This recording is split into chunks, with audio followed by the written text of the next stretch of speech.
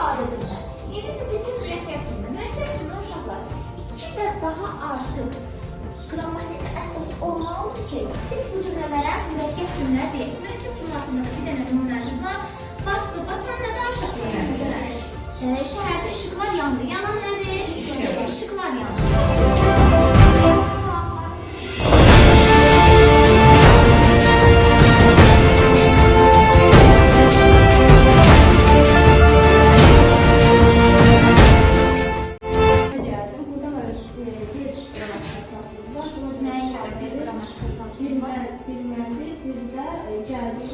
Bir mübtəda, bir xəbərimiz. Sonra müəllim dərsi izah etdi, şagirdlər diqqətlə dinlədi. Dərsi izah edən müəllimdir, dinləyən şagirdlərdir.